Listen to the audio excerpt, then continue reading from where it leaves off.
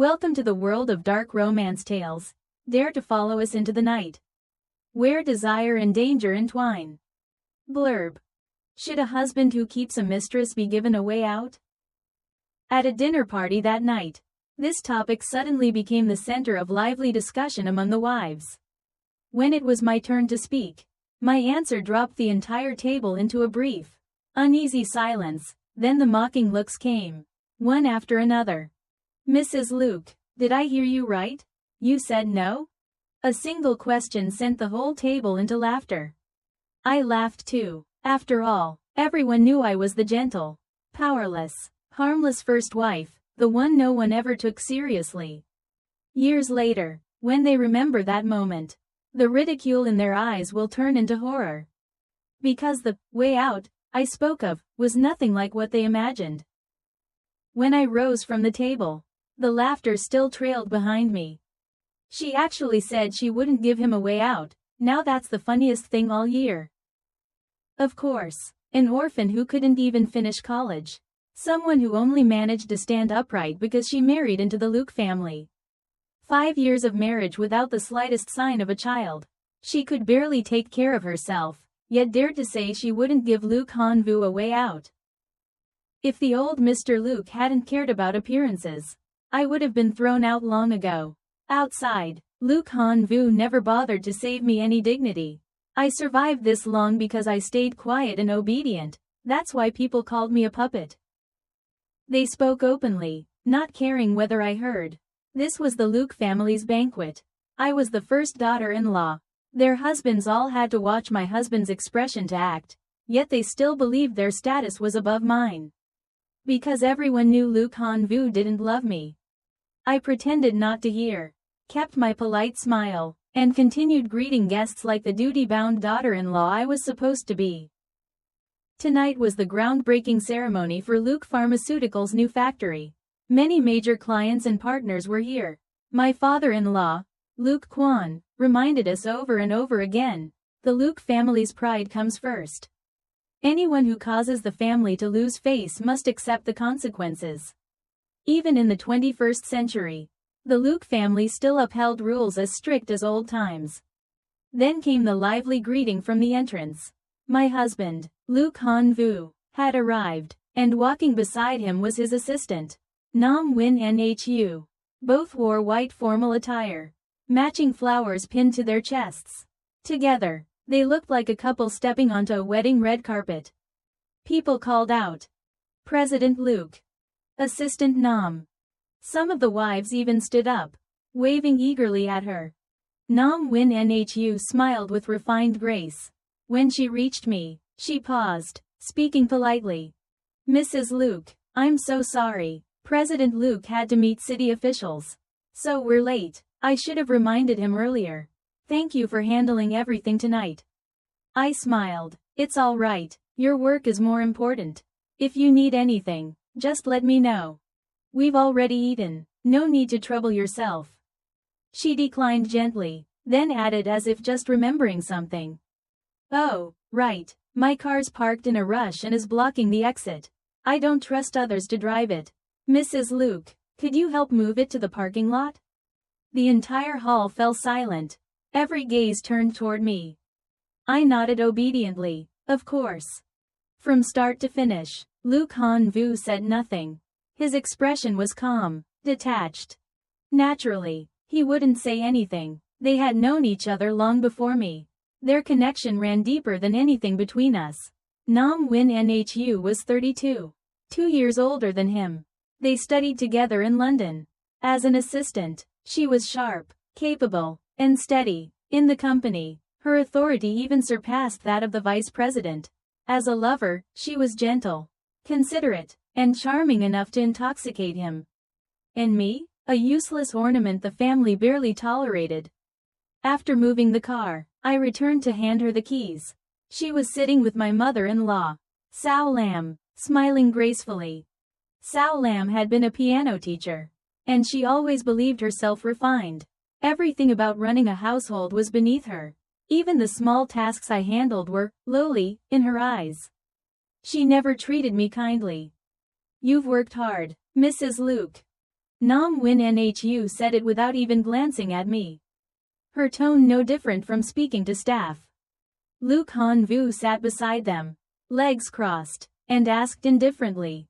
What took so long? Guests are waiting. Keeping them like that isn't polite. Since taking over his father's position a year ago, he carried the full aura of someone in charge. I pressed my lips together and whispered. I ran into someone I knew outside and greeted them. I thought, since you were here? My mother-in-law clicked her tongue sharply, cutting me off. Han Vu has worked all day. You want him to handle even trivial things? That's a habit you brought from a poor background, no manners at all. When she spoke, her gestures grew wild, the wine glass in her hand tipped too far, spilling red wine down her white leather heels. A servant stepped forward, but she snapped. You do it. I knelt down, quietly wiping the wine from her shoes. Luke Han Vu said nothing. Nam Win Nhu smiled faintly, eyes filled with meaning. Around us, people whispered. She's too gentle. Outside, she's pushed around by his assistant. At home, even worse with the mother-in-law. Being a wealthy family's daughter-in-law isn't humanly easy. Well, she's always been called a clay doll, easy to shape however you want. Later that night, while I was sorting the gift list in the study, a servant knocked. Mrs. Luke, the old master has called for a family meeting. I locked the documents in the safe and went downstairs. Everyone was already seated. My father-in-law, Luke Quan, sat in the center of the large sofa, face stern. To his left were Luke Han Vu and his younger brother, Luke Quang Nyat, the university lecturer who only returned home at night. He gave me a bright, friendly smile when he saw me. My mother-in-law, Sao Lam, sat on the right, her eyes red, looking as though she had just cried. Luke Quan nodded at me, voice steady. Tutu, have a seat. I sat down. He spoke slowly, each word deliberate. When I first came to Duong Tan, I didn't even have a place to stand. The reason I built all of this today is simple: we protect our name. And we do things with care. This was the house rule of the Liu family, something Father Liu repeated to every one of his children over and over. He turned his head, voice stern as he addressed my mother-in-law. Today, in front of so many people, how could you treat Tata like that? You may stand higher in seniority, but acting that way in public only invites ridicule. How is she supposed to show her face after this? How is she meant to deal with people? Father Liu rarely raised his voice, but once he did, even Han Vu had to show some restraint. Mother-in-law's usual elegance crumbled. She spoke weakly. I lost my temper for a moment. I didn't think she'd actually kneel. I didn't know she would crouch down like that so quickly. Ridiculous. Father Liu slammed the table. When I first came to Zong Tan, I didn't even have a place to stay. If Tutu's grandfather hadn't taken me in, the Liu family wouldn't exist as it does today. Whoever makes a mistake must take their punishment. You are no exception. Mother-in-law trembled, her eyes filling with tears. The Liu family had built its fortune on traditional medicine. In the basement, they still kept ancient herbal processing tools. Anyone who broke the rules would be sent down there to grind herbs for hours. The pain that followed stayed in the wrists and fingers well into the next day. To Father Liu, it was a reminder not to forget one's roots. Leaning back on the sofa, Han Vu finally spoke. Dad, Tata isn't upset about it. Mom's getting older, she can't handle that kind of punishment. Maybe we should just let it go. No, Father Liu barked. Mother-in-law began to cry again. I have to play piano at the orphanage charity event. If my hands are injured, how can I perform? It's for charity, for the company. Father Liu pressed his lips together. Silent. Dad, please, Quang Nyat added softly. I sat quietly, my gaze fixed on my tightly closed knees. And just as expected, Father Liu's tone softened. Rules cannot be broken, he sighed, then he looked at me gently.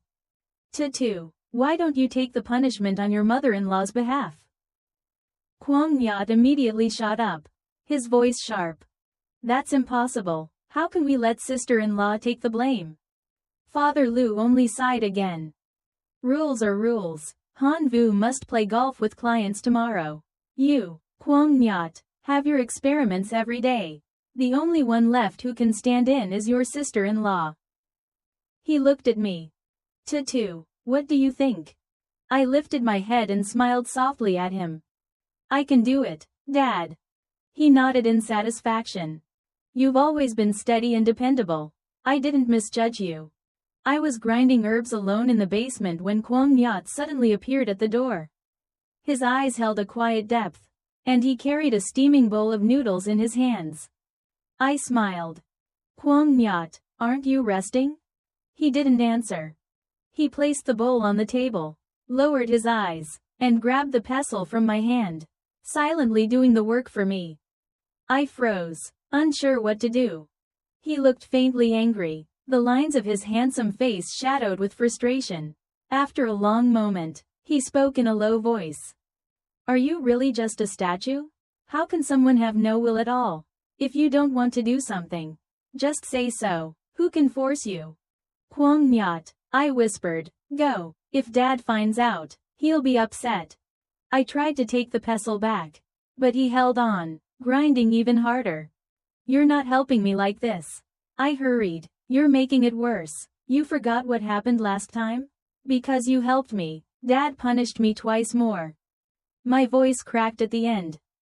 Kwang Nyat froze. His tone softened. Sister-in-law, Dad only let my brother marry you because I was still too young then. Otherwise, if it weren't for that, if not. His gaze locked onto mine. I flinched, flustered. Don't talk nonsense. Go. If anyone sees you here, there'll be trouble. He sighed. Sister-in-law, the housekeeper said you haven't eaten today. I made those noodles myself. Please eat. Then he turned and left quickly. 3 hours later, after returning to my room with aching arms, I found Luke Han Vu lying on my bed. We had slept in separate rooms for 2 years. His condition required strong stimulation to function normally. After that disastrous incident years ago, he had never touched me again. His chest rose and fell sharply, eyes narrowed, breathing rough. He was clearly having another episode. Come here, he commanded. I approached slowly. I can't give you acupuncture tonight. My hands, I can't hold the needles. I lifted my trembling hands for him to see. If I had any value in his eyes, it was only because of my acupuncture skills. His condition often caused his body to lose control, sometimes rigid, sometimes weak, and only acupuncture steadied him. At my words, his face darkened immediately. He was in the rigid stage, too tense to return to normal.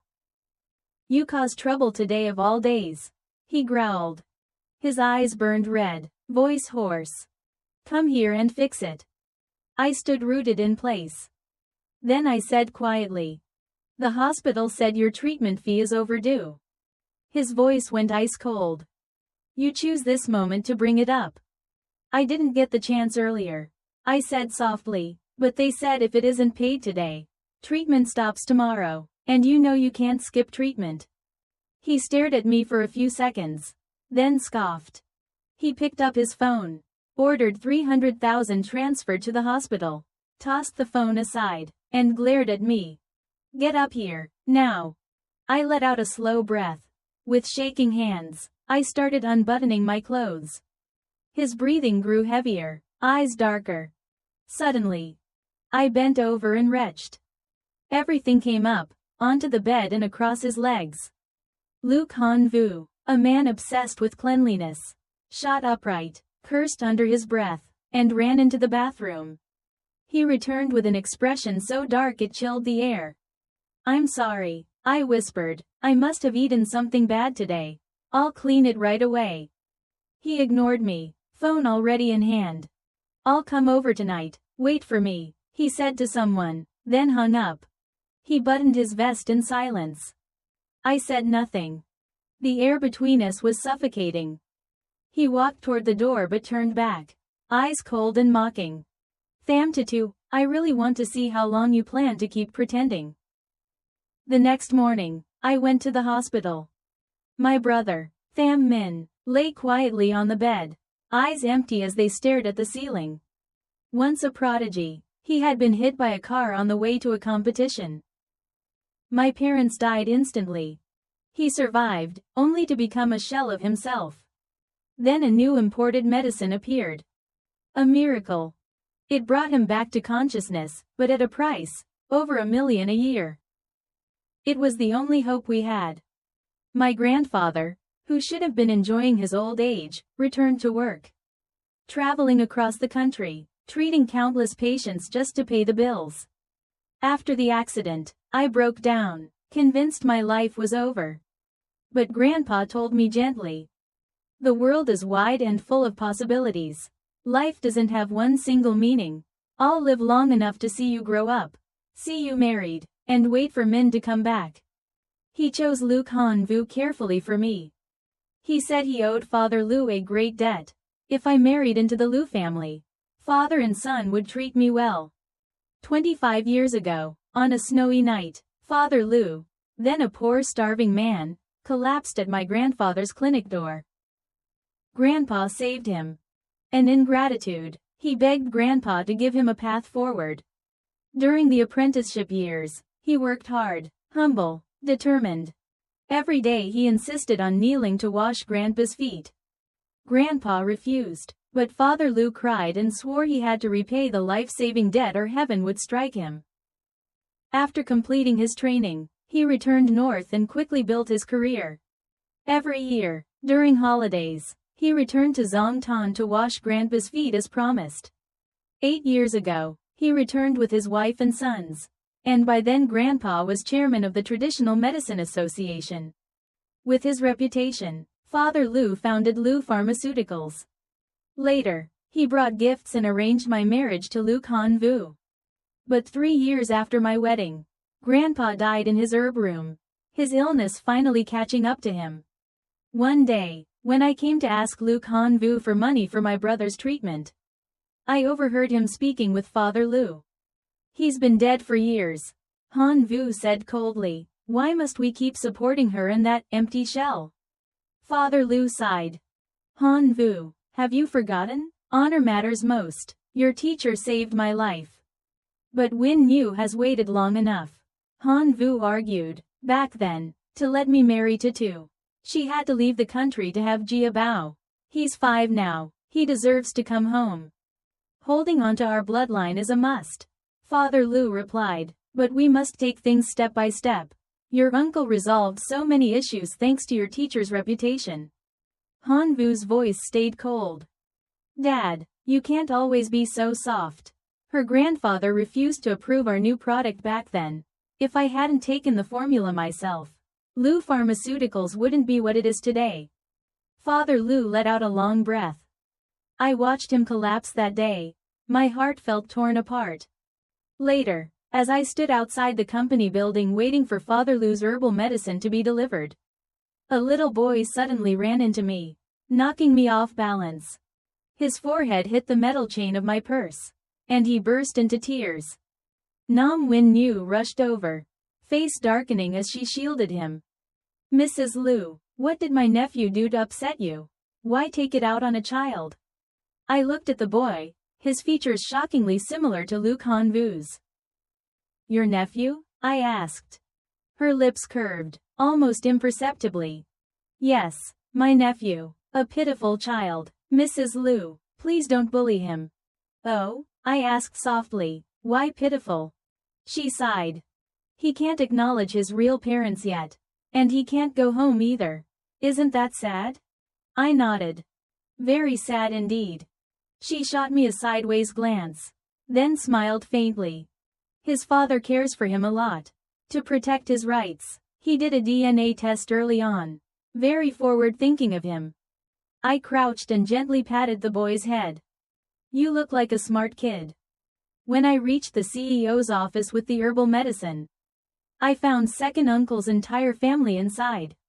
Unlike Father Lu, who built a business empire, that branch pursued government paths.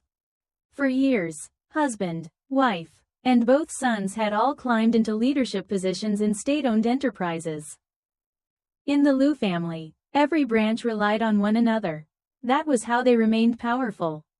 From inside came the sound of conversation. Han Vu, the entire family fortune of your second uncle is under your name now. You can't let us down. Second uncle, we've talked about this. That money was put under my name only because everyone was afraid it would cause negative attention if you invested with your real identities. I never asked to hold that money myself. Luke Han Vu's voice was slightly hoarse. He had been sick for days, and the cold kept dragging on. I pushed the door open and walked in. The moment he saw me, his brows knitted tightly. I told you not to bring anything else. I'm busy with an important project lately. I don't have time to rest. He paused, coughing a few times. You bought the antibiotics?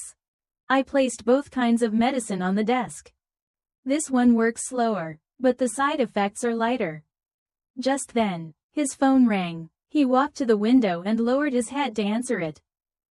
I turned to greet second uncle and second aunt. Hello, second uncle, second aunt. They only nodded faintly, not even looking at me. Meanwhile, the two younger cousins smirked mockingly. Sister-in-law, your brother still hasn't shown any sign of waking up? Every day you burn money like pouring water. All from the Luke Group's fund. Keeping him alive is pointless, just an extra drain. Honestly, living like that is probably worse than dying. I didn't respond. I simply poured water, opened the pill bottle, and placed the medicine in Han Vu's palm. He accepted it out of habit without even glancing at me. I brought him the glass, and he tilted his head back to drink. Han Vu, I reminded softly, after taking this, don't drink tonight. He kept talking on the phone as if he didn't hear a thing. I raised my voice just enough to be heard over his call. Han Vu, you can't. That's enough. He whipped his head around, his gaze ice cold. Can't you see I'm on the phone? Get out. I froze for a second, then lowered my head and walked away. At the doorway, second aunt let out a mocking laugh behind me. Exactly the type who can't read the room. No wonder everyone finds her annoying. That night, on my way home, a truck slammed into the back of my car. Everything went dark. When I opened my eyes again, the hospital ceiling was painfully bright. The doctor told me I had been unconscious for 5 days. I tried to lift my hand to look for my phone, wanting to call Luke Han Vu, but the family butler rushed in, breathless. Madam, thank heavens you're awake. I came to check every few hours. Thank goodness you finally opened your eyes. I gave him a faint smile. I made everyone worry. I'm fine. But his face grew even heavier. I lowered my voice. Did something happen? Is my mother-in-law angry? He was silent for a long moment, eyes reddening. Madam, President Luke passed away. I thought I misheard him. What did you say? Who passed away? The butler bowed his head, voice cracking. The night you had your accident. President Luke suddenly fell ill outside. They rushed him to the hospital, but the doctors said he couldn't be saved. These past days, the entire family has been in chaos. Madam fainted several times. It's all been held together by the old master. Early this morning, they finished the cremation. I sat there, motionless, no breath, no tears, just emptiness. As if someone had hollowed out my soul. The butler tried to steady himself. Madam, please, take care of your health. The old master told me to check every day if you'd woken up. There are inheritance documents that require your signature. He helped support me. The car is waiting downstairs. The old master is in a hurry. I pulled my hand free, so gently it must have looked weak. He stared at me in shock as I leaned back against the headboard and said calmly, if he's in that much of a hurry, tell him to come to me. The butler hesitated for a long moment before leaving, footsteps heavy with conflict. As soon as the door closed, a young nurse walked in, her tone soft with emotion. While you were unconscious, apart from the butler, only one young man came to visit you. He looked heartbroken, But he still arranged a VIP room and hired night shift caretakers for you. I wasn't surprised. That could only be Luke Kwong Nyat. He was the one person in the Luke family who had ever truly stood on my side.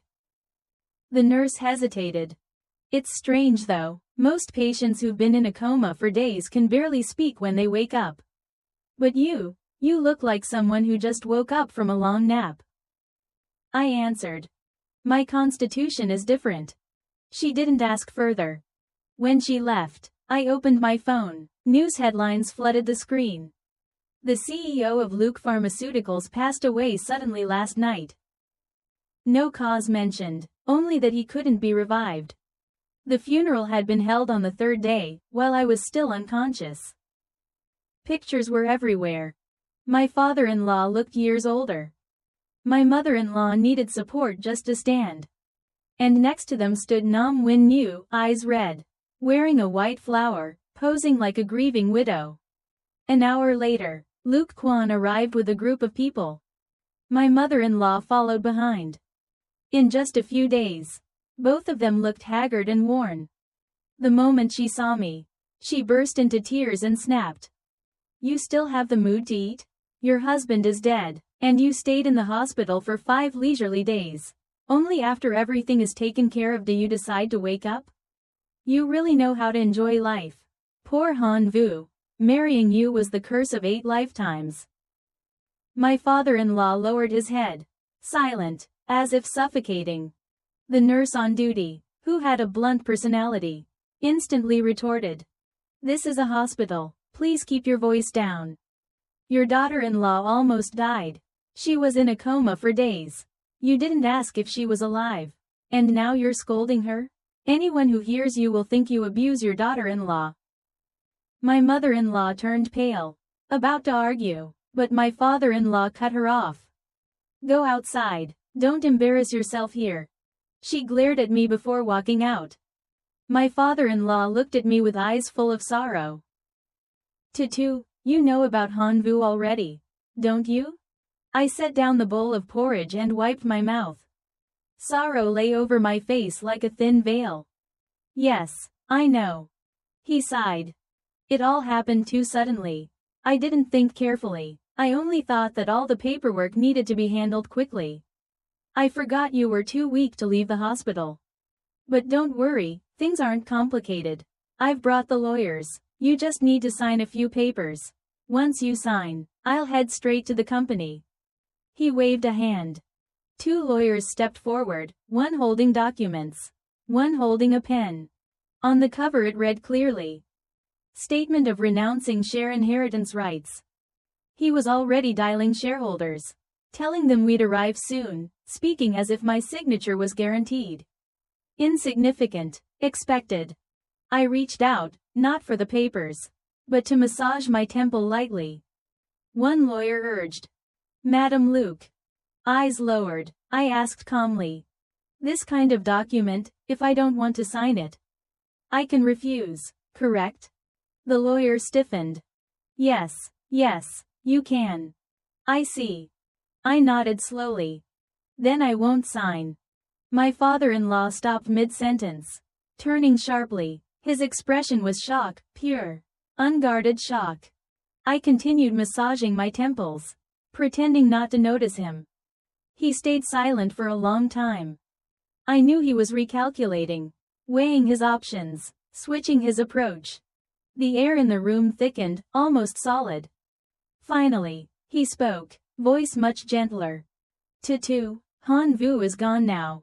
You've lost your support. Ah, right, the apartment on the outskirts. I plan to transfer it to your name. Consider it a reward for your years of hardship in our family. I looked up and gave him a fragile smile. Dad, I'm used to living in the villa. I don't want something someone else doesn't even like. That small apartment was the first place you bought when you came to Zomtan. You should keep it to spend your old age with Mom. It suits you better. The room froze. The lawyers stood rigid. A glint of coldness flashed through his eyes. But his smile stayed warm, voice kinder than ever. You're a filial child. That puts my mind at ease. You've just woken up, rest first. We'll talk later. When he left, my mother-in-law's voice drifted down the hallway. You're not going to the company anymore? Why, didn't you say every day of delay loses money? A door slammed, footsteps faded. I exhaled softly. 5 days flat on my back had weakened my body, but my mind had never been clearer. Sharp, dangerously clear. I closed my eyes and began sorting everything. In my life, of all the people I'd known, Luke Kwon was the most cautious, so cautious he was impossible to read. From the moment I married into the family, I was excluded from everything important. I knew nothing about assets, power, relationships, nothing. I was a decorative wife. Even the butler had more decision-making power. After Grandpa died, everything became even clearer. Luke Kwon never trusted me. A man with a dark heart sees everyone through suspicion. So I changed entirely. I lowered myself, endured humiliation, endured scolding, endured contempt, endured every test of obedience he threw at me. It worked. Slowly, he allowed me into the edges of things, serving tea, walking past meetings, appearing at the company as Madam Luke. Because who would care about an orphan girl with no status? A wife of 5 years who never conceived, who had to bow her head to ask for money, who could be thrown out any day. I only kept the title of eldest daughter-in-law because Luke Kwon was meticulous, so meticulous he never left gaps for people to judge. He wanted face, reputation, public image. He wanted to kick out the granddaughter of his benefactor without anyone being able to accuse him of ingratitude. He was close to succeeding. But now that Luke Han-vu is dead, everything has changed. This is a turning point, almost fated. I sat up in bed and inserted acupuncture needles myself. The nurse walked in, startled. Miss Tham, what are you doing? Bringing my body back to its optimal state in a short time. Acupuncture can do that? Traditional medicine is profound. Manipulating meridian flow, strengthening or weakening a body, is both possible. Weakening? She stared. You can make someone's body weaker? I smiled. For example, making someone feel nothing at all and sleep for days. That day, I chose the exact speeding truck and borrowed the crash, to sleep peacefully for a few days. I didn't want to put on a show in front of strangers. I answered when the nurse asked again. But the doctor said your condition isn't serious. You just need time to recover slowly. Why rush it? I gave a faint smile. Because I still have a few interesting battles waiting for me. I stayed in the hospital for 2 more days.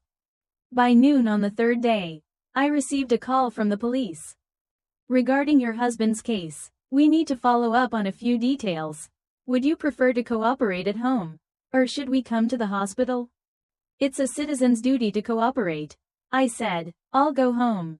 Luke Kwon Myat came to pick me up. He had visibly lost weight. The sharp lines of his face now even more defined, like he had aged several years in just a few days. After the funeral, Dad sent me to one of the branch offices out of town to handle the handover. He said quietly, when I heard you woke up, I called a few times, but you didn't answer. I sighed lightly. The doctor said I need rest. I'm not supposed to use my phone much. He nodded, voice low. So that's why. When we reached the Luke residence, he softened his tone.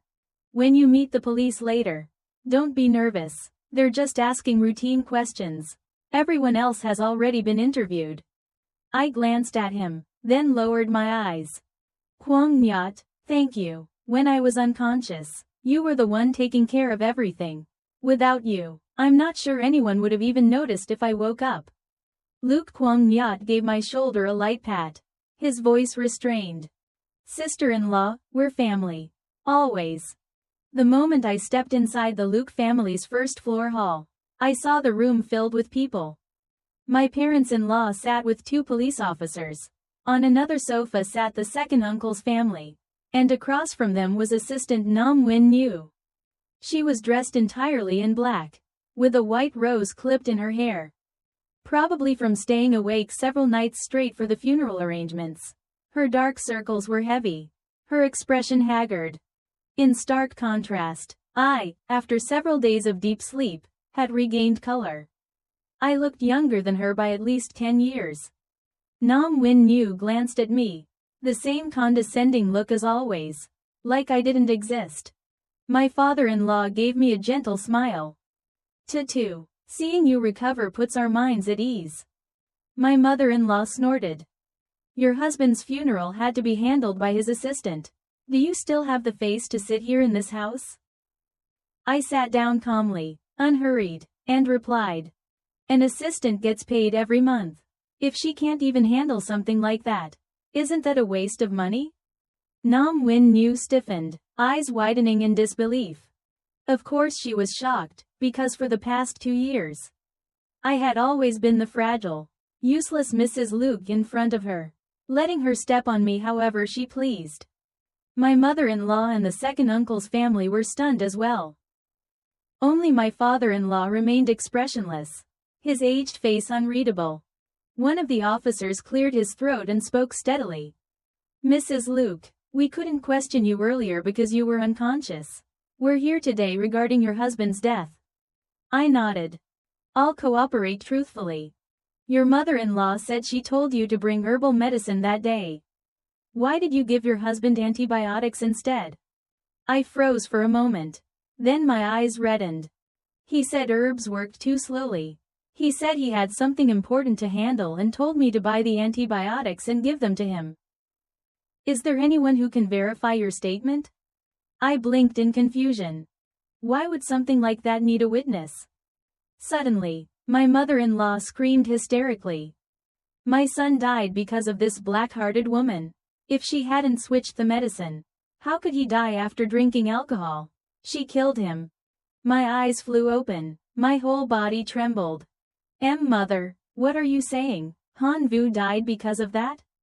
The officer asked. You didn't know your husband's cause of death? I shook my head, eyes burning. No one told me anything. All I knew was he suddenly collapsed. Then it hit me. No, something's not right. He rarely took Western medicine. That's why I warned him repeatedly never to drink alcohol while taking it. And the secretary said he had no social events that day. I looked straight at the police. Officer, may I ask, under what circumstances did my husband drink? Who brought him to the hospital? If that person knew he'd taken medication but still let him drink, then my husband's death might not be an accident. The officer fell silent for a moment, then turned toward Nam Win Nhu. You said he insisted on drinking that day. Nam Win Nhu shot to her feet. Are you accusing me? I didn't know he had taken medicine. His health was bad. If I had known, why would I let him drink? And the moment he reacted badly, I rushed him to the hospital. How could I hurt him? Her composure was completely gone. Her voice trembled. I stared at her. Assistant Nam, then tell me, why was Han Vu drinking with you that day? She froze, face tightening. I didn't stop. He had no social events. Everyone knew he'd been sick for days. No one would let him drink. So why was he drinking with his assistant? The living room fell into absolute silence. My mother-in-law, for the first time, screamed not at me, but directly at Nam Win Nhu. Assistant Nam, say it, why were you drinking with him? Nam Win Nhu stood alone in the center of the room. Her face flushed red, fists trembling, lips pressed so tightly together she couldn't form a word. I watched her coldly. A reason for drinking? Of course she couldn't say it. Because it was one of the little techniques she and Luke Han Vu used whenever they were together. Han Vu's body had underlying issues. He needed acupuncture from me to regulate it. But after my hand was injured, he naturally switched to letting Nam Win Nhu take care of him. At first, it was every 2 or 3 days. But the last time I performed acupuncture, I deliberately heightened his reaction, prolonging his symptoms, so even while he had a cold, he needed her every night. And I'd known for a long time, Nam Win Nhu had a whole arsenal of tricks to keep him hooked. And the one thing they always used was strong alcohol. I didn't know how she administered it, but I knew they relied on it. Everyone in the room was waiting for her answer. Her jaw clenched, face burning, tears welling at the corners of her eyes. Finally, she blurted out. Luke Tong had issues. He needed strong alcohol to stimulate him so he could release. My mother-in-law, not understanding, snapped. Stimulate what? Release what? Speak properly. Her shout made Nam Win Nhu jump, tears spilling. My father-in-law slammed the table. Enough. Stop embarrassing yourself. My mother-in-law finally understood. Her face twisted in fury. So that's it? Just because of that? She suddenly lunged forward, slapping Nam Win Nhu across the face with full force. You and your dirty tricks. You killed my son. Nam Win Nhu staggered, stunned, disbelief flooding her expression. She had never imagined being treated this way. I slowly lifted my head and looked toward the staircase. One of the maids I personally hired was hiding by the railing, discreetly recording the entire scene with her phone. Good. The Luke family, if they were going to rot, they might as well rot publicly. Ugly things like this should be aired for the world to see. The hypocrisy of Nam Win Nhu. The false righteousness my father-in-law wore like a mask. The vulgarity my mother-in-law tried so hard to dress up as nobility. The filth that festered inside the Luke family's grand mansion. Everything deserved to be dragged into the sunlight for the world to judge and scorn. Nam Win Nhu, shaking, clutching her cheek, finally screamed at me. It's you. All of this is because of you. If Han Vu drank, it must have been because you secretly mixed something into his water. It was you. He's gone. No one can defend him. You're the one who killed him. Her voice cracked. My father-in-law, silent until now, suddenly let out a low, significant, "Tutu," he said slowly. The police asked you if anyone could confirm your story. You avoided the question, only attacking Assistant Nam. Why won't you answer? He paused deliberately, eyes dark with implication. Unless. I met his gaze for 2 seconds, then spoke calmly. Witnesses, I guess, let me think. Ah. That day, the second uncle's entire family was present. Surely they can testify. I turned to look at them. One cousin shrugged. I don't remember that. Anyone else? They stared back at me with cold eyes, but said nothing. I sighed softly. If the 4 of you don't remember, that's fine. In Han Vu's office, there's a camera. Officers, you can check the footage anytime, even if it involves trade secrets. A human life takes priority, doesn't it? Second uncle's eyes widened. He seemed to suddenly think of something and quickly spoke. Right, I remember now. Han Vu did ask Tata to buy the medicine that day. We saw him take it himself. Second aunt immediately echoed. Yes, and Tata reminded him twice not to drink alcohol. We heard it clearly. Nam Win Nhu shouted, furious. Luke Tong valued privacy the most. There's no camera in his office. You're lying to the police. I tilted my head and smiled. Oh, is that so? Then I must have remembered incorrectly. The entire second uncle's family froze. Because that day, all 4 of them had been in Han Vu's office for an investment meeting.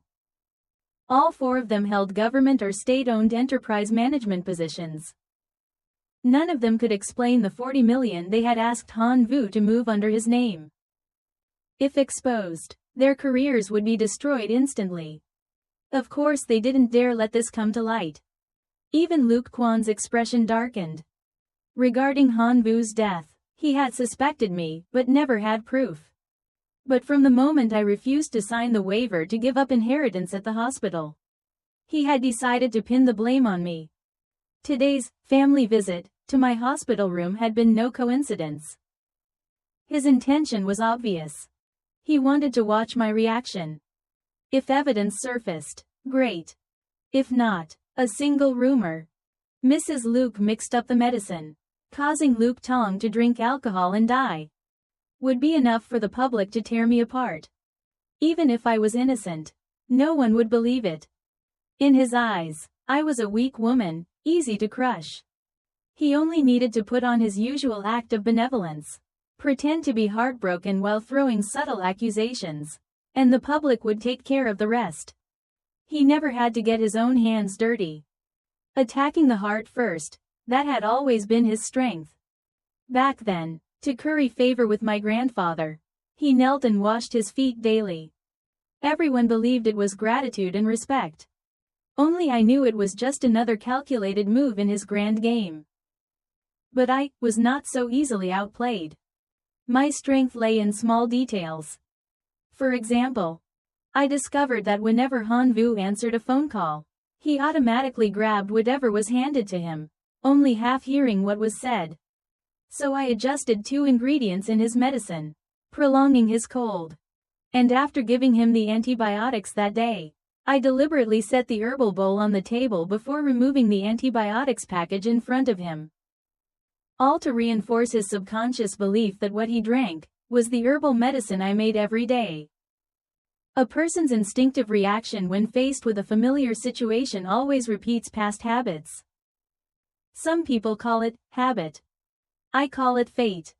What happened in the Luke family's grand hall that day became the city's hottest topic overnight.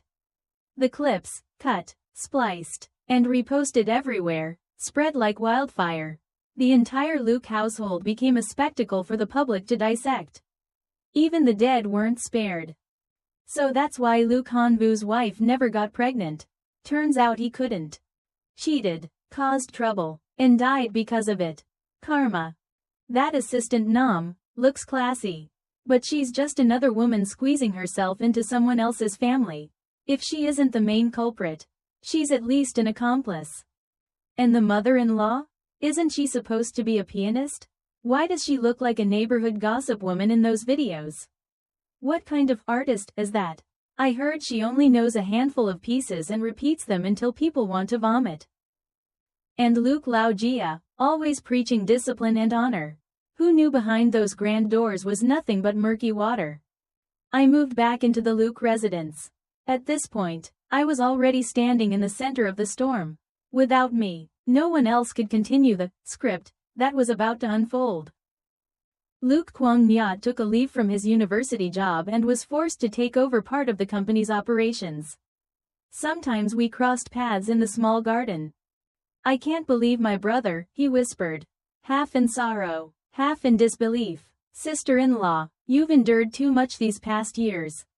I lowered my head, twirling a freshly cut rose. A thorn pricked my skin, a bright bead of blood surfaced. Kwang Nyat froze, then hurried into the house. He returned with a box of bandages. I'm fine, I said with a faint laugh. He shook his head, serious to the core. It's still better to cover it. While I put the bandage on, I looked up and met his gaze. He didn't blink, eyes fixed on me, sunlight turning the tips of his ears red. As for Luke Kwan, he was exactly the type who could bend when needed and stretch when needed. His attitude toward me didn't change at all. The dignified authority, the gentle facade, he maintained it flawlessly. But the division of shares still hadn't been finalized. Every day the new project stalled meant bleeding money. He was finally getting anxious. During dinner that night, he spoke first. The lawyer will schedule a time next week to sign the inheritance division agreement. I picked up a piece of vegetable. Steady, unbothered. The Luke family always conducts business honorably. He continued, righteous as ever. Everything will proceed according to the law. Before he could finish, Sao Lam slammed her bowl onto the table. Why does she get so much? She's been married into this family for years and couldn't even give us a child. Based on what? Kwang Nyat replied calmly. A legal wife and biological parents have equal inheritance rights. That's the law. Correct. And the Luke family has 2 branches and 4 sons. Years ago, Luke Kwan had a lawyer convert all his personal assets into company assets and drafted a prenuptial agreement to prevent daughters-in-law from touching anything in case of divorce. If I had divorced, I would have gotten nothing, not even the right to stay in the house. But a widow is different. Inheritance from a deceased spouse is not bound by prenups. Meaning every trap he had set to block me from his assets now became the very thing ensuring I received the most. For him to pretend fairness now was, at best, a shallow attempt to save face. I smiled gently. Father, I have no objections. He nodded, then casually added, the project can't be delayed any further. Tomorrow, come with me to sign off on some documents. We need to launch it immediately. I nodded obediently. Yes, Father. That project was enormous, not only draining nearly all of Luke Pharmaceuticals' liquidity but also receiving over $40 million in investment from the second uncle's branch. It was the same project my grandfather had vehemently opposed while he was alive.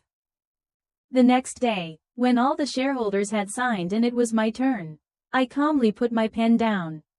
I oppose moving this project into production.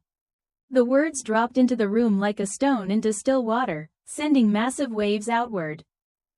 Second uncle slammed the table and shot up to his feet. We give you face and you refuse to take it? Luke Kwan raised a hand, stopping him, and looked at me with a deep voice. Tutu, tell us why. I met his eyes, cold, with only a bit of diluted honeysuckle extract and some cheap sugar. You dare label it as traditional medicinal ingredients and sell it to the market? Does that not bother your conscience? The room turned dead silent. Luke Kwan stared at me, and for the first time, he stopped hiding what was in his eyes, darkness, malice, and a freezing murderous intent. I didn't look away. This was the first time I faced him directly, without stepping back. Because this time, I wasn't standing only for myself. I was standing for my grandfather, the man who spent his life studying traditional medicine, protecting its principles, and ultimately died for it. Second uncle and his entire family charged toward me. You dare shut down the project? You think inheriting some shares makes you someone? You're nothing. We lose profit because of you. You'll compensate us. I stared at the four of them. Years ago, they had followed Luke Kwan to Zongtan and used my grandfather's connections to squeeze themselves into state enterprises. One dragged another, and that's how they got their current status. And now, rotting to the core. I tilted my head slightly. Profit? What profit? His son sneered. Your husband borrowed a large sum from us to invest. Now that the project is halted because of you, you'll repay the capital and the interest. Only a few million. I let out a soft laugh. I've never heard of any investment loan.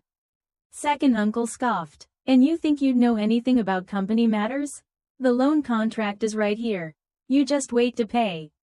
I stepped back slowly, voice icy. And if I refuse to pay? If I refuse everything? I looked straight at them. Then you can take your loan contract and sue me. Their faces froze all at once. Their pupils widened slowly, as if only now realizing the truth. Even if I didn't pay, they couldn't sue, because to sue, they would have to explain where that huge amount of money came from. And they couldn't. Illicit assets could earn a 10-year sentence. Both of second uncle's sons lunged at me. Two tall bodyguards moved instantly, slamming them to the floor like nothing. I had prepared for this.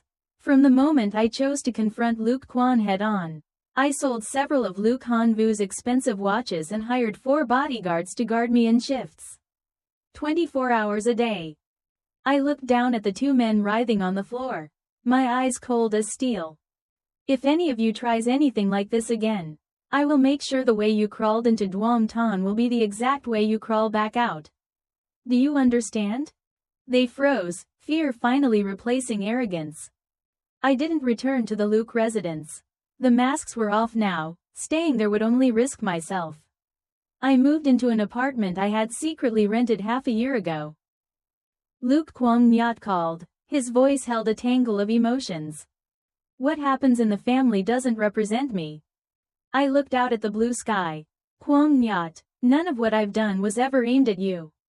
He fell silent for a few seconds. Tutu, when everything is over, let me take you somewhere to rest. All right? I paused. All right. A week later, under the lawyer's arrangements, I attended the inheritance negotiation meeting. It was held in the largest law firm in the city. Because of the complexity and scale of the assets, several senior lawyers were present. Those attending were the first-tier heirs, my father-in-law Luke Kwan, my mother-in-law Sao Lam, and me, the legal wife. Throughout the meeting, Luke Kwan's face remained stone-cold, as if reluctantly accepting the division plan. But while the lawyers were reading through each asset category, the doors suddenly swung open. Nam Win Nhu walked in, pulling Tiu Bao by the hand. She lifted her chin, swept her gaze across the room, and raised a document. This is a paternity test. Tiu Bao is Luke Han Vu's biological son. I request a full redistribution of the inheritance. Her eyes locked onto mine, no longer patient or submissive, but mocking and provocative. She had held back long enough. After the scandal last time, her half-public mistress identity had been exposed completely. She had nothing left to hide. My in-laws weren't surprised at all. Tiu Bao even ran forward to call, "Grandpa, Grandma." Luke Kwan patted the boy's head gently. "Good child, come home with me tonight. Your father's room is still waiting for you." Nam Win Nhu's eyes reddened. Years of waiting, all culminating in this moment. Once everyone sat, the room split cleanly into two sides, my in-laws, the mistress, the illegitimate child, and me alone. One of the lawyers looked at me. "Mrs. Luke, the paternity results have been verified. Luke Bao is legally the son of Luke Han Vu. Do you have anything you wish to state?" I looked across at the three of them, each with their own expression. Luke Kwan's eyes were dark, deep, unreadable. Sao Lam burned with resentment. Nam Win Nhu was flushed with triumph. After observing them one by one, I finally spoke. Slowly. Clearly. "I only have one question. May I ask, counselor," I said, my tone calm, "if the deceased left a will, what takes precedence, the will, or the default laws of inheritance?" The lawyer didn't even hesitate. "Of course the will. A will always overrides statutory inheritance." I nodded slightly. Good, that's what I thought. Then I reached into my bag and slowly pulled out a plastic laminated sheet. I smiled. This is Luke Han Vu's handwritten will. In it, he clearly states that all of his assets are to be inherited by the lawful child of his marriage. The three people across from me froze, then exploded. "That's impossible," my father-in-law shouted, completely losing his usual composure. "My son was so young, why would he even write a will? This must be fake." My mother-in-law jumped up to echo him. Nam Win Nhu let out a mocking laugh. "A lawful child? You? In your dreams, as if you were even worthy of bearing Han Vu's child." The lawyer examined the will carefully. "Mrs. Luke, this document will still need authentication. However, the clause about inheritance passing to a lawful child does stand. And, as far as I know, the two of you have no children, so even if the will is real, this condition cannot be applied." Ah, there it was. My father-in-law regained his calm almost instantly. His voice was low, heavy. "Tutu, even if you tricked Han Vu into writing a will, he was too smart to hand everything to you. That's why he added that condition. A lawful child, something that doesn't exist. All your schemes amount to nothing." I looked at him, slowly, deliberately. I smiled. "But I'm pregnant." Silence slammed through the room. Half a year ago, one of Han Vu's ongoing projects had suddenly been shut down, and he needed someone with influence to intervene. Years ago, my grandfather saved the life of an important figure, a person I'd kept in contact with carefully. Addressing each other as godmother and goddaughter, Han Vu had no choice but to come to me for help. Back when I married him, both my grandfather and I believed he was a quiet, diligent, hard-working young man. We had no idea that some people were capable of crafting such perfect masks. Luke Kwan had built an image of humble gratitude, pretending to be a man who never forgot his roots. He even curated the same image for his son. None of us realized that when Han Vu was pursuing me, he had already been with Nam Win Nhu for years, and she was even pregnant the night before our wedding. to secure his footing in Zongtan by using my grandfather's status as chairman. Luke Kwan had severed the lovers. Nam Win Nhu endured humiliation, fleeing abroad to secretly give birth.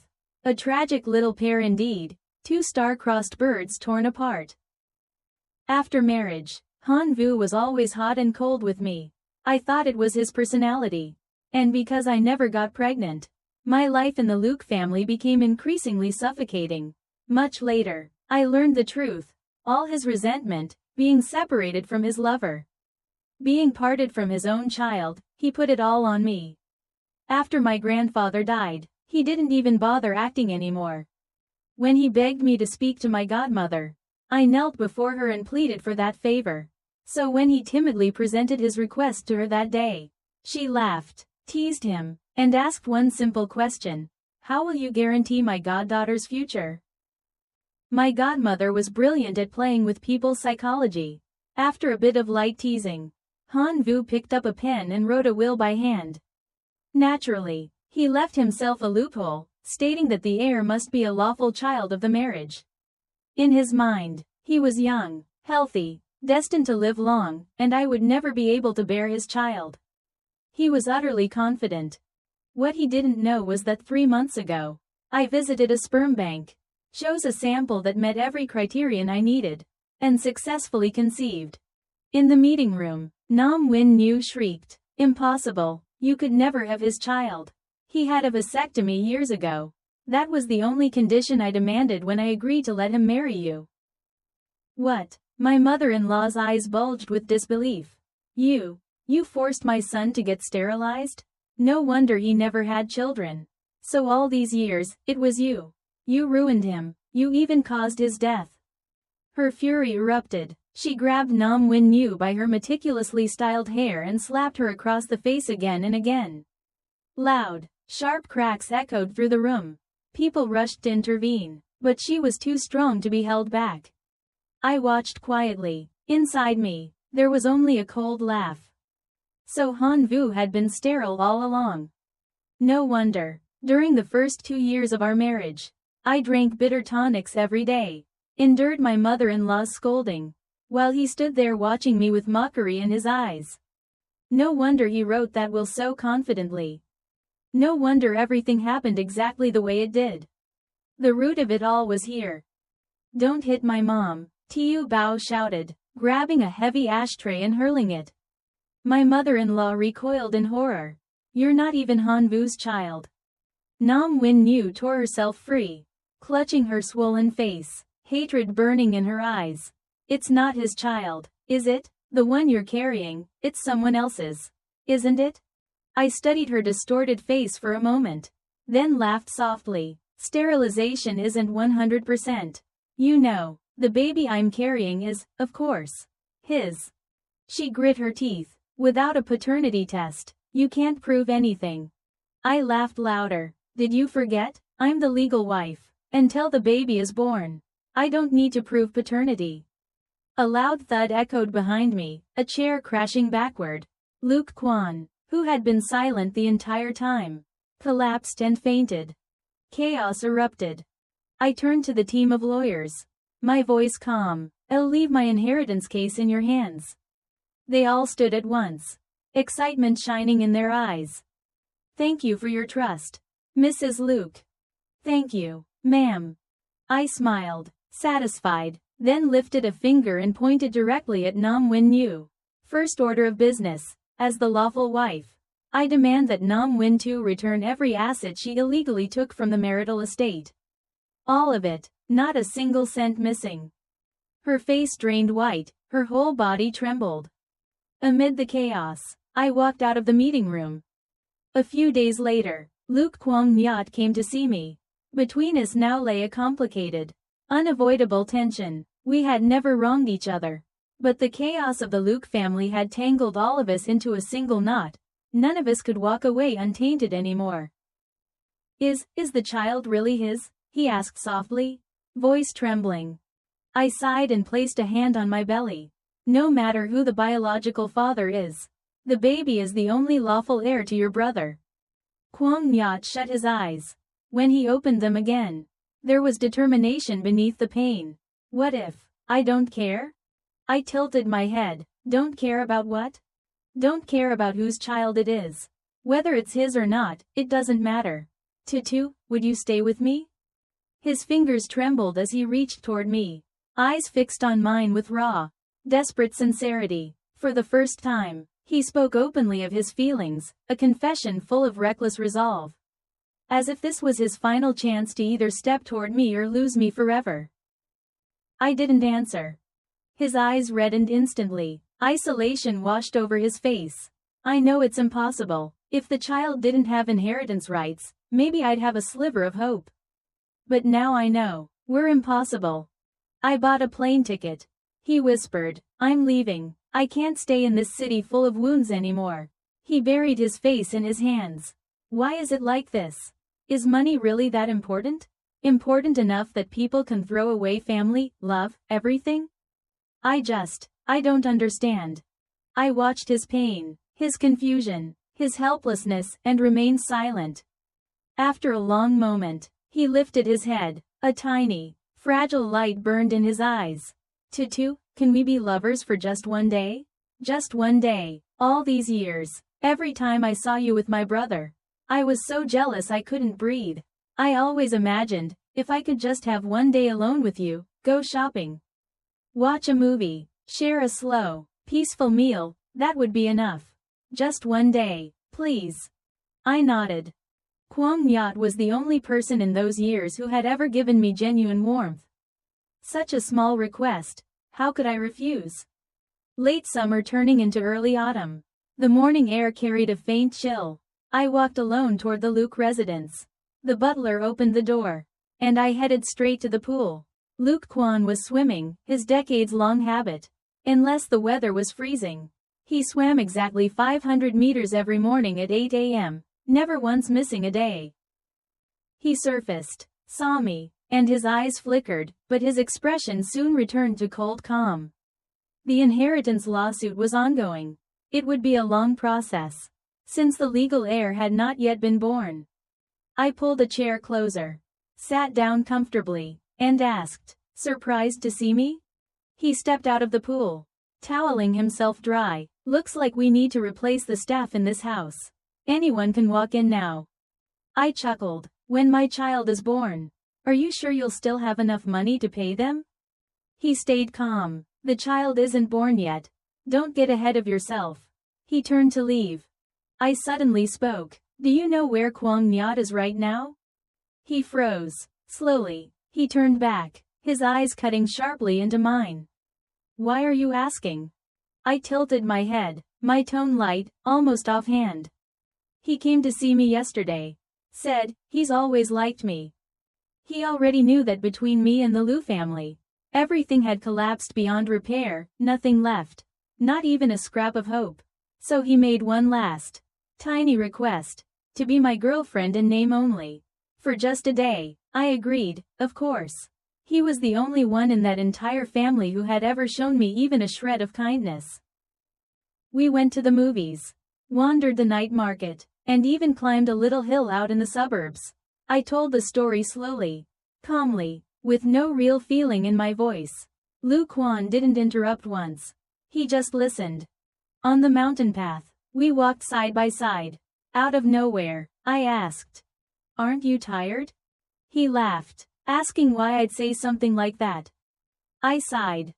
Pretending in front of me all these years, how could you not be exhausted? I pointed at him and laughed. That's right, that's exactly how Lu Kwang Nyat reacted back then, the same stunned, stupid look you're wearing right now. His voice trembled. Where's Kwang Nyat? What did you do to him? I tilted my head, saying nothing. He stepped toward me, as if ready to lunge. I reminded him softly. Your house is covered in cameras. If you lay a hand on me and this ends up in court, when people see you trying to kill me to secure the inheritance for your precious grandson, won't all your carefully laid plans go straight to hell?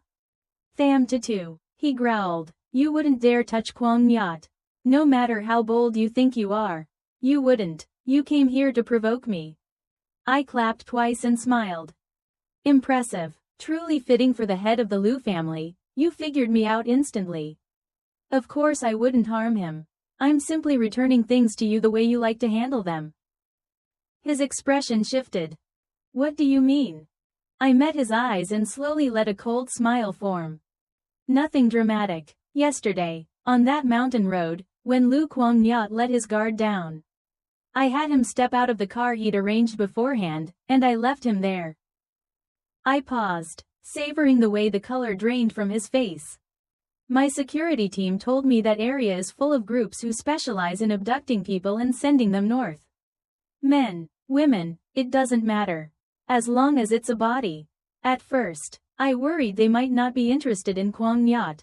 But surprisingly, they were quite satisfied. By now, he's probably already on the other side. Lu Quan began shaking violently, lips twitching uncontrollably. You dare do that to my son? I covered my mouth lightly, as if stifling a laugh. Why wouldn't I? I already did it once to Lu Hanvu. This time was even easier. After all, that path was something Kuang-nyat dug for himself. His eyes bulged, his voice barely coherent. Han Vu, it was really you did that, why? Why are you so cruel? I looked straight at him, speaking each word clearly. Because after what you all did to my grandfather, returning it tenfold or 100-fold is the closest thing to fairness. Isn't that right? Watching his face turn paper white, I continued. When I planned Han Vu's death, I hesitated. Oh, not because I felt sorry for him. It was because simply killing him felt too merciful. Only after I studied acupuncture more deeply did I find the right method. With every needle, I left one meridian open on purpose, just enough pain for his last moments to feel barely tolerable. Only then did I feel the slightest relief. Suddenly, the corner of Lu Quan's mouth twisted. Thud. He collapsed, limbs jerking violently. I lowered my eyes, watching him convulse with a cold detachment. You watched my grandfather writhe in pain like this too, didn't you? When I left, I told the butler to call emergency services. Death would be far too easy for him. What I wanted was for everything he valued, everything he clung to leave him one by one. Until a man who lived for reputation, spent every remaining moment drowning in humiliation. I had said before, Lu Quan was a cautious man. He never put all his eggs in one basket. So even with someone as insignificant as me, he created two personas, an outer shell and an inner one. The outer persona was Lu Hanvu, who always looked down on me because of Nam Wen Yu and Tiu Bao. So he crafted an inner persona, Lu Kuang-nyat. When the Lu family trampled me, insulted me, pushed me into the dirt, Kuang-nyat appeared like a warm little flower, comforting me, watching me, controlling me, always alert. Honestly, I should thank him. Without Kuang-nyat playing his part, someone as paranoid and meticulous as Lu Quan would never have given me a chance to strike. The ending he got was exactly what I wanted, not death.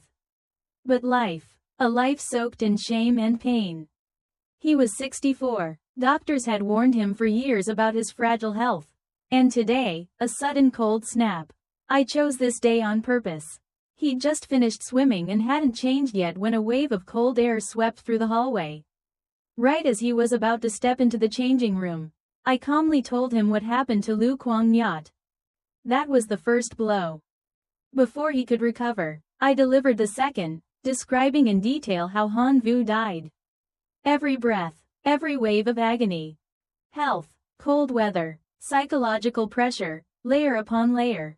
His collapse was exactly what I expected. Maybe even better. I was pleased. 6 months later, I gave birth to a healthy baby boy. His arrival was the perfect ending, and he became the sole heir of the Lu family. DNA results? There's nothing money can't fix. Who would dare challenge me now? Thanks to my son, the inheritance lawsuit ended in an overwhelming victory.